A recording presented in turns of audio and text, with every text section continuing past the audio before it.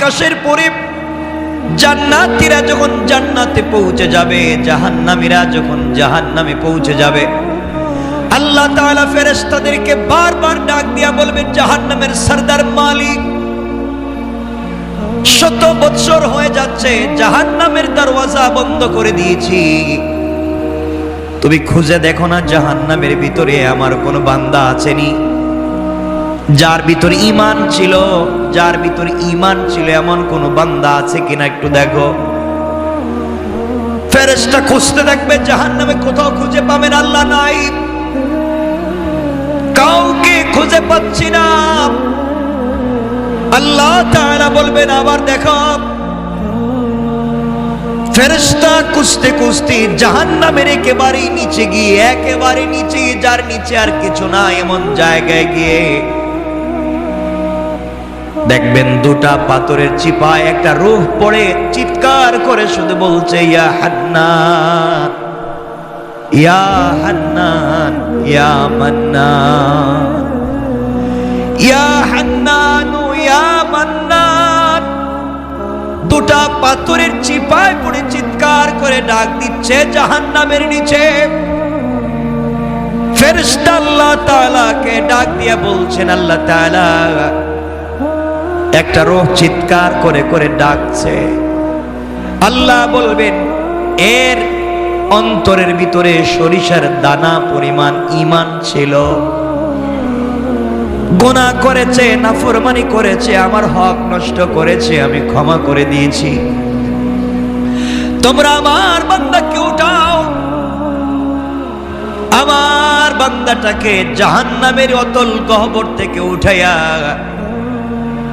জীবন নদীতে গোসল করাইয়া, পাক সাফ করাইয়া, হায়াতের সাগরে গোসল করাইয়া আমার বান্দাকে তোমরা জান্নাতের দিকে নিয়ে যাও। ওই সময় আল্লাহর বান্দা ডাক দিয়া বলবে, আল্লাহ তাআলা আমি আপনার জান্নাত চাই না, আপনি আমাকে জান্নাত দিবেন বলেছেন, আমি জান্নাত চাই না, আমাকে জাহান্নাম থেকে উঠাইয়া জাহান্নামের গর্তের পারে আমাকে রেখে দেন, জাহান্নামের গেট পর্যন্ত বসাইয়া দেন, আমাকে আর কিছু করা লাগবে না। আল্লাহ রাব্বুল ইজ্জতুল জালাল জানতে চাইলেন, গোলাম দীর্ঘ বৎসর থেকে আমার কাছে শুধু চিল্লাচ্ছ আর ডাকতেছো, কোনো জিনিস জীবনে আর চাইবা না, তোমাকে জাহান্নাম থেকে উঠাইয়া দিলে আর কোনো জিনিস চাইবা না, ও বান্দা তোমাকে কি জাহান্নামের উপরে উঠাইয়া দিলেই চলবে? বান্দা জাহান্নামের উপরে উঠে গিয়েছে, ফেরেশতারা তাকে রেখে দিয়েছেন দীর্ঘদিন, এভাবেই চলে যাচ্ছে, আবার চিৎকার করে কান্না করবে আর বলবে, আল্লাহ তাআলা ও মুনিব, আপনি দয়া করে জাহান্নামের নিচ থেকে আমাকে উঠালেন, জাহান্নামের গেট পর্যন্ত বসায় রেখে দিয়েছেন। আল্লাহ তাআলা ওখান থেকে জান্নাতের গেট দেখা যায়, জান্নাতের ভিতরে তোমার বান্দারা ঘুরে আমি দেখতে পাই। আল্লাহ তোমার কাছে জীবনে আর কিছুই চাইব না, তুমি কি আমাকে একটু জান্নাতের গেটের কাছাকাছি নিয়ে দেবা, আমাকে তুমি জান্নাতের কাছ পর্যন্ত পৌঁছায়া দাও, আমি ওখানে বসে বসে বসে বসে বাকি সময়টুকুন কাটাইয়া দিতে চাই। আল্লাহ তাআলা বলবেন, বান্দারে এটাই কিন্তু তোমার চাওয়া শেষ, আর চাইতে পারবা না, তোমার অন্তরের ভিতরে সরিষার দানা পরিমাণ নেক আমল ছিল, রব তোমাকে জাহান্নাম থেকে উঠে দিয়েছি, এরপরে তুমি চাইলা জান্নাতের কাছাকাছি গেট পর্যন্ত পৌঁছে দিলাম, যাও ওখানে থেকে পৌঁছে দেওয়া হারাম। জান্নাতের গেট যখন খুলে দেওয়া হয়, জান্নাতের নিয়ামতের সুবাসগুলো তার বডিতে লাগে, আল্লাহু আকবার বলেন, তার বডিতে জান্নাতের সুবাস লাগতে থাকে, জান্নাতের নিয়ামতগুলো লেগে যায়। জান্নাতের ভিতরে তাকায়া দেখে তার কত বন্ধু দুনিয়ার জমিনে ঠিক মতো সালাত পড়েছে, সে ঠাট্টা বিদ্রুপ করেছে, সে তার পাশের দোকানি নামাজ পড়ার কারণে আজকে জান্নাতি, তার ঘরের পাশের লোকটা গরিব ছিল, 3 বেলা খেতে পারতো না, আজকে জান্নাতি। আর তিনি দুনিয়ার জমিনে কোটি টাকার দালানে ঘুমাইছেন, আজকে জাহান্নামী। তাকাইয়া দেখতেছে কত গরিব মানুষ জান্নাতে ঘুরে, তার সহপাঠী কত বিজনেসম্যান জান্নাতে ঘুরে, সে জাহান্নাম থেকে উঠে আসছে, জান্নাতের গেটে বসে বসে কান্দে। আল্লাহ রাব্বুল ইজ্জত ওয়াল জালাল ডাক দিয়া বলছেন, বান্দা এবার কান্না করো, ব্যাপার কি? গোলাম ডাক দিয়া বলছে, আল্লাহ তাআলা আমি কান্না করি শুধু আপনার জন্যে, আমার জন্যে কান্না করো কেন? আয় আল্লাহ তাআলা এই জন্যে কান্না করি, আমি তো গুনাহগার, আপনার নাম তো আজিজুল গফফার। আয় আল্লাহ তাআলা আপনি আমাকে জাহান্নাম থেকে উঠিয়ে দিয়েছেন, জান্নাতের গেট পর্যন্ত পৌঁছে দিয়েছেন। আয় আল্লাহ তাআলা এত কিছু আপনি আমাকে করে দিয়েছেন, আমি জীবনে আর কোনো জিনিস চাইব না। আল্লাহ রাব্বুল ইজ্জত ওয়াল জালাল বলছেন, তুমি তো বারবার বলতে চাইবা না, আবার চাও।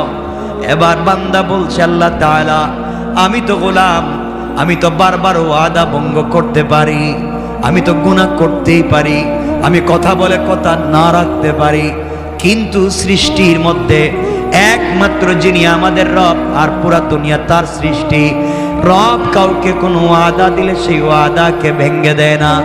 আল্লাহ জান্নাত কত সুন্দর দেখা যায়, তোমার কাছে আমি জান্নাত চাই না, জান্নাতে বসবাস করার কথাও বলি না, আমাকে একটা বার জান্নাতের ভিতরে দেখবার সুযোগ দাও, আমি জান্নাতের ভিতরে যাব, জান্নাত দেখে কথা দিলাম, ওয়াদা দিলাম বের হয়ে আসবো, যদি বের না হতে চাই আপনি ঘাট ধরে আমাকে বের করে দিবেন, আমাকে একটা বার ভিতরে ঢুকবার সুযোগ দেন।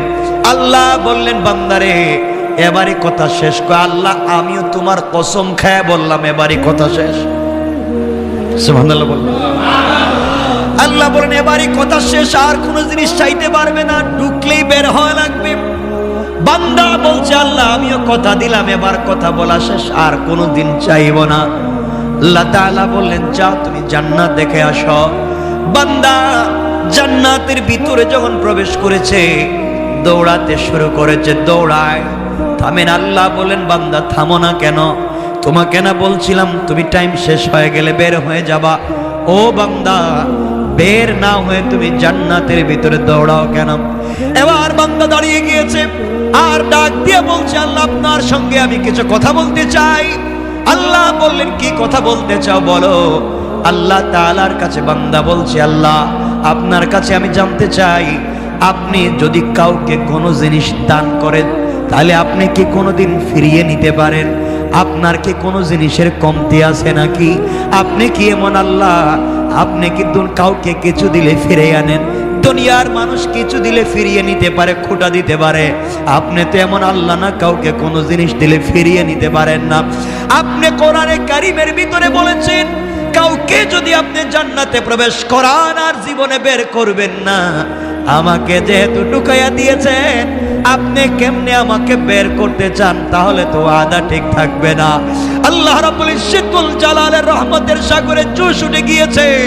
আল্লাহ বললেন, বান্দা তোমাকে বের করতে চাই না, তুমি বলো কেমন জান্নাত চাও, যেই জান্নাত চোখে দেখা যায় তার চাইতে 10 গুণ বড় জান্নাত তোমাকে দিতে চাই। আমি বুঝাতে চাইলাম, দুনিয়ার জমিনে আপনি যত অন্যায় করেন না, ফরমানি করেন, রব চাইলে ক্ষমা করে দিয়ে জান্নাত দিতে পারে। কিন্তু আল্লাহ বলেছেন, বান্দা দুইটা গুনাহ যদি কোনোভাবে করো আমি ক্ষমা করব না। 2 গুনাহ করলে আল্লাহ তাআলা বলেছেন ক্ষমা করবেন না, বাকি সব তিনি ক্ষমা করে দিতে পারেন। 1 নাম্বার গুনাহ হলো বান্দার হক। বান্দার হক যদি আপনি নষ্ট করেন, বান্দাকে যদি আপনি কোনোভাবে কষ্ট দেন, লেনদেন করেন, টাকা পয়সা মেরে খান, জায়গা জমিতে ভুলভাল দলিল করেন, কারো জায়গা ইচ্ছা মতো দখল করেন, মানুষকে কষ্ট দেন, মানুষের রাস্তা বন্ধ করেন, সারাদিন চিন্তায় থাকেন কেমনে মানুষকে কষ্ট দিবেন, সারাদিন পরামর্শ করেন কেমনে অমুককে তমুককে কষ্ট দেওয়া যায়। দুনিয়ার জমিনে কোনোভাবে যদি আপনার কাছ থেকে সরিষার দানা পরিমাণ কোন বনি আদম কষ্ট পায়, আল্লাহ তাআলা বলছেন আমি ক্ষমা করব না। এই বিচার আমার কাছে নাই। সে বদলা যদি নিতে চায়, সে ক্ষমা না করা পর্যন্ত আমি তোমাকে ক্ষমা করব না। ও বান্দা, তুমি যদি 1000 কোটি টাকা দান করো, শত শত মসজিদ বানাইয়া দেও, 1000 বার আমার ঘর তওয়াফ করতে যাও, আর সরিষার দানে পরিমাণ বান্দার হক থাকে, আমি কিন্তু ক্ষমা করতে পারবো না। সুতরাং দুনিয়ার জমিন থেকে জান্নাত পর্যন্ত যেতে হলে 1 নম্বরে বান্দার হক থেকে নিজেকে বাঁচিয়ে রাখতে হবে। কথা বলেন না কেন? বান্দার হক নষ্ট করা যাবে না, বান্দাকে কোনোভাবে কষ্ট দেওয়া যাবে না, মানুষকে কোনোভাবে কষ্ট দেওয়া যাবে না, টাকা খায়া গ্রামের বিচার করা যাবে না, জায়গা জমি দখল করা যাবে না, ভাই বোনকে ঠকানো যাবে না, মা বাপকে ঠকানো যাবে না, স্ত্রী সন্তানকে ঠকানো যাবে না, আত্মীয় স্বজনকে ঠকানো যাবে না। যার যে হক আছে হক আপনি পৌঁছে দিবেন। কারো উপকার করতে না পারেন, ক্ষতি করতে যাবেন না। কারণ বান্দা, আল্লাহ তাআলা বলে দিয়েছেন, বান্দার যখন হক নষ্ট করা হয়, যে হক নষ্ট করে তার নাম জালেম, যার হক নষ্ট হয় তার নাম মাজলুম। আর আল্লাহ রাব্বুল ইজ্জত ওয়াল জালাল বলে দিয়েছেন, কিয়ামতের দিন কোন জালেমের দিকে আমি তাকাবো না, কোন জালেমের কথাও শুনবো না, আর মাজলুম যে হবে তার হিসাব নিব না, বিনা হিসাবে জান্নাত দিতে চাই। সুবহানাল্লাহ, জোরে বলেন।